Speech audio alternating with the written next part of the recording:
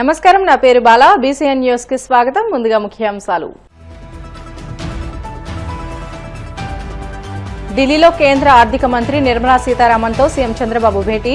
Pending లో ఉన్న మూలధన ప్రాజెక్టుల కోసం అదనంగా 5,000 కోట్లు కేటాయించాలని విజ్ఞప్తి.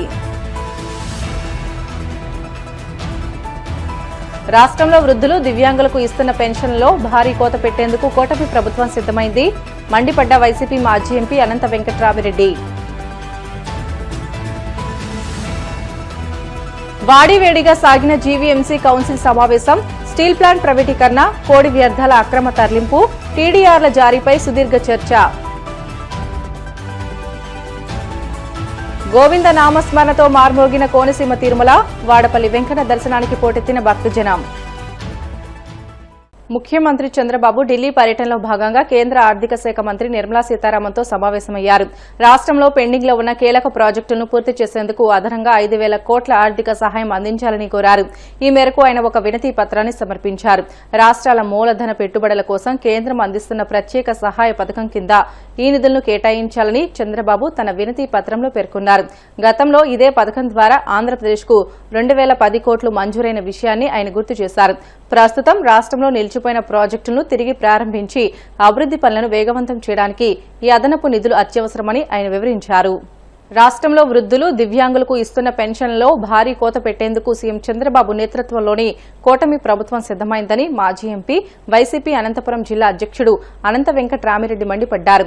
అనంతపురం వైసీపీ జిల్లా కార్యాలయంలో ఆయన మీడియాతో మాట్లాడుతూ కూటమి ప్రభుత్వం ఏర్పడిన 14 నెలల కాలంలోనే 4.15 లక్షల వృద్ధాప్య పెన్షన్లు తొలగించారని, వచ్చే నెల నుంచి 2 లక్షల దివ్యాంగ పెన్షన్లను రద్దు చేస్తున్నారని ఆగ్రహం వ్యక్తం చేశారు. దివ్యాంగుల పెన్షన్లపై కూటమి ప్రభుత్వం కత్తి కట్టిందని, సీఎం చంద్రబాబు కనీస మానవత్వం కూడా లేకుండా నిరంకుశంగా వ్యవహరిస్తున్నారని ధ్వజమెత్తారు. దివ్యాంగులకు న్యాయం జరిగేలా వారి పక్షాన వైసీపీ పోరాడుతుందని ఆయన స్పష్టం చేశారు. దీర్ఘకాలిక రోగాలతో బాధపడుతూ మంచానికే పరిమితమైన వారి అందరికీ కూడా పెన్షన్లు ఇచ్చే కార్యక్రమాన్ని కూడా 2000 నుంచి కూడా అత్యధికంగా తీసుకొని వచ్చేవారు. ఆ తర్వాత వచ్చే ప్రభుత్వాలు కూడా దాన్ని కంటిన్యూ చేస్తూనే, మరీ ముఖ్యంగా జగన్మోహన్ రెడ్డి గారు 2019లో ముఖ్యమంత్రి అయిన తర్వాత కూడా ఈ పెన్షన్లు అప్పటికే కేవలం రాష్ట్ర వ్యాప్తంగా కూడా 30 లక్షల మందికి మాత్రమే ఇచ్చే పెన్షన్లని జగన్మోహన్ రెడ్డి గారు ముఖ్యమంత్రి అయిన తర్వాత దివ్యాంగుల్లో కూడా 6 రకాల దివ్యాంగులు కాకుండా దాదాపుగా 11 రకాల 21 రకాల వారిని కూడా గుర్తించి కేటగరైజ్ కూడా చేసేసి కూడా వారికి కూడా ఆర్థికంగా కూడా ఎవరెవరికంటే మంచంలో ఉండి పూర్తిగా దిగి పని చేసుకోలేని వారికి 10,000, 15,000 ఇచ్చే కార్యక్రమం కూడా చేపట్టడం జరిగింది. జగన్మోహన్ రెడ్డి గారు ముఖ్యమంత్రిగా దిగిపోయేంత సమయానికి అంటే 2024 మార్చి, ఏప్రిల్, మేలో కూడా దాదాపుగా ఈ రాష్ట్రంలో 66,34,000 మందికి పెన్షన్లు అనేది కూడా ఇచ్చేవారు. అందరికి కూడా, అన్ని రకాల వారికి కూడా 66,34,000. ఇంకా చాలామంది అర్హత ఉన్నారని చెప్పేసి ఎన్నికల సమయంలో కొత్త పెన్షన్లు అనేది కూడా ఆ రోజు జగన్మోహన్ రెడ్డి గారు ప్రతి సంవత్సరము జనవరిలో ఒక మారు, జూన్లో ఒక మారు అర్హత సాధించిన వారందరికీ కూడా కొత్త పెన్షన్లు కూడా శాంక్షన్ చేసే ఒక పద్ధతి అనేది కూడా తీసుకొని వచ్చింది జగన్మోహన్ రెడ్డి గారు ముఖ్యమంత్రిగా ఉన్నప్పుడు.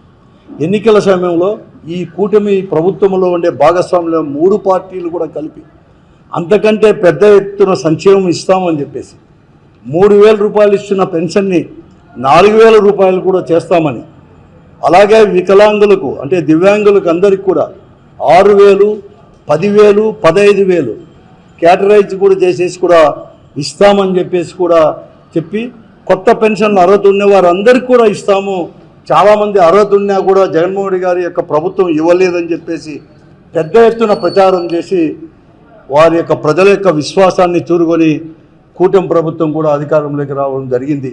2024 జూన్లో కూడా వస్తానే ఒక 3-4 నెలలు మాత్రం పెన్షన్లు అయితే వారు చెప్పిన ప్రకారం కూడా ఇవ్వడం జరిగింది. ప్రభుత్వం ఏర్పడిన తర్వాత, కూటమి ఏర్పడిన తర్వాత వారు అనేది కూడా కోతలు అనేది కూడా ప్రారంభం కూడా చేసుకోవడం కూడా జరిగింది. ఏకంగా ఈ 13-14 నెలల్లో అంటే ఒక సంవత్సర కాలంలోనే ఆ రోజు జగన్మోహన్ రెడ్డి గారు ముఖ్యమంత్రిగా ఉన్న 66,34,000 పెన్షన్ని ఒకటికే మారు ఒక సంవత్సరం లోపల 62,19,000 మాత్రమే అంటే దాదాపుగా 4,15,000 మందికి కోత అనేది కూడా పెట్టింది జరిగింది. కంప్లీట్గా కూడా తీసివేయడం జరిగింది. అర్హత అనేది కూడా ఉన్నా కూడా వీరందరూ కూడా ఎప్పటి నుంచో కూడా 10-15 సంవత్సరాల నుంచి కూడా పెన్షన్లు పొందేవారు కూడా అనర్హులుగా తేల్చి ఈ 4,15,000 మందిని కూడా తీసివేయడం కూడా జరిగింది.